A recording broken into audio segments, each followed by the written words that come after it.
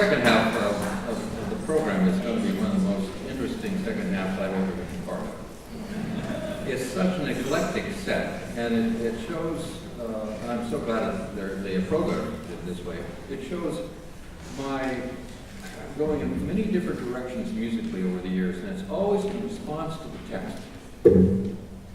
If I want to do Omanium that's very direct versus something that's very abstract, where the Renaissance characteristics and the madrigali and the forcefulness of that versus a quiet setting of prayer, yeah.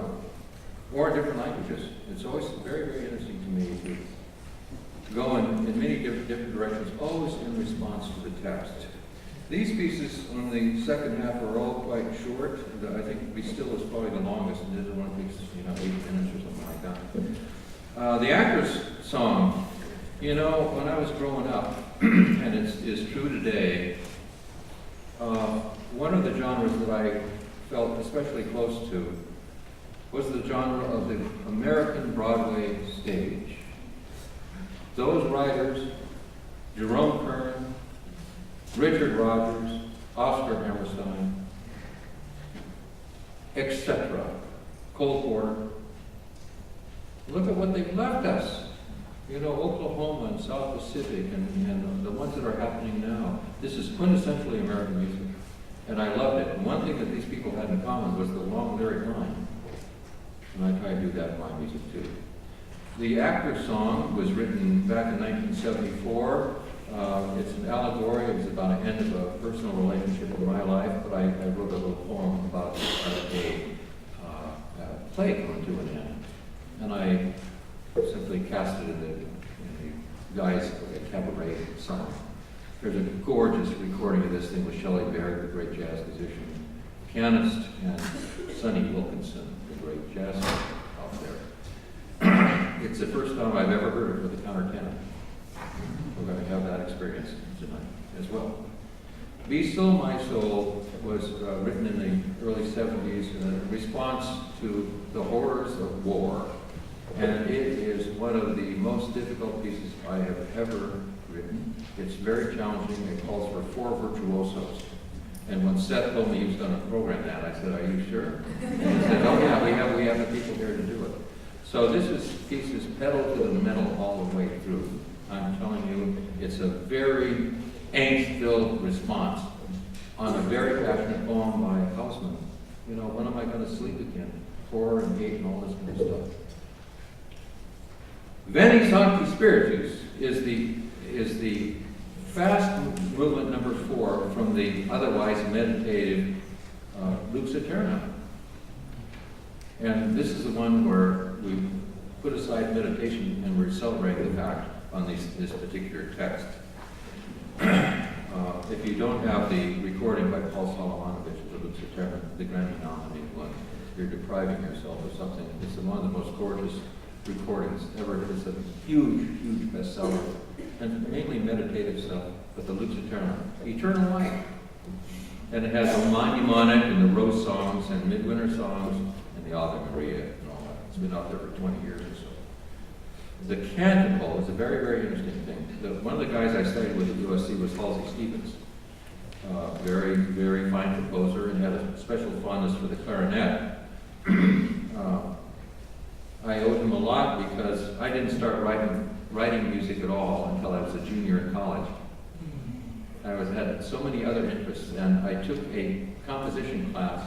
I went to Halsey Stevens and said, "Please let me take a beginning composition class." I'm 20 years old. I had transferred down to USC, and he reluctantly let me in for 1 semester to see if I could cut the mustard. And I succeeded in his chair eventually. And I was able to repay this wonderful man in a certain way, a very special way.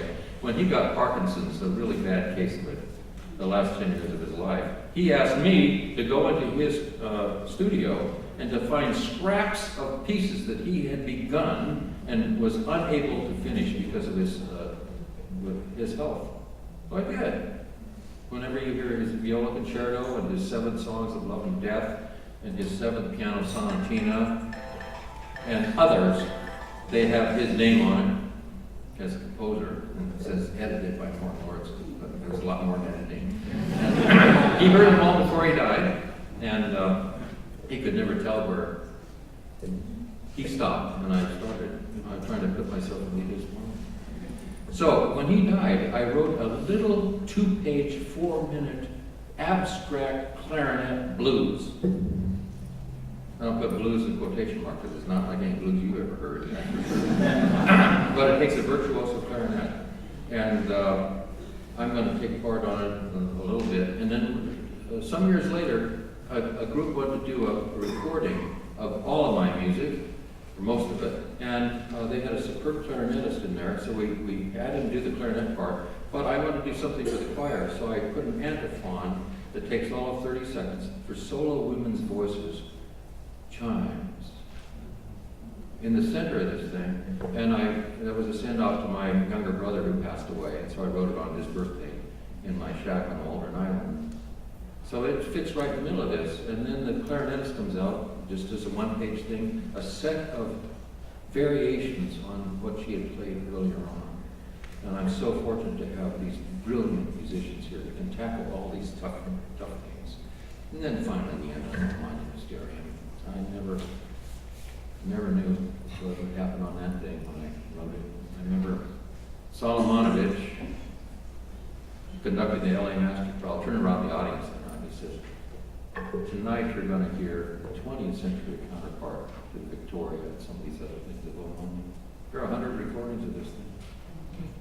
And it was the hardest piece I ever wrote, too. It took me 6 months to get it right, because for those of you who are interested, if you go to my website, there's an article that I was commissioned by the Wall Street Journal to write about the Almani Mysterium, the genesis of it, and its connection to a painting by Zouberan from the Baroque called Still Life, Lemons, Oranges, and a Rose, which I saw, and it showed me the pathway to my approach on setting a piece celebrating the birth of Christ in the manger amongst the animals in the veneration of the Virgin Mary.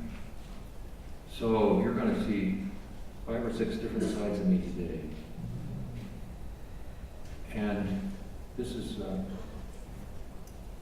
very, very rare thing to have all these things performed. So I must say, Seth, to you, thank you for being bold enough to add a whole bunch of really edgy stuff to this concert. And so fasten your seatbelts.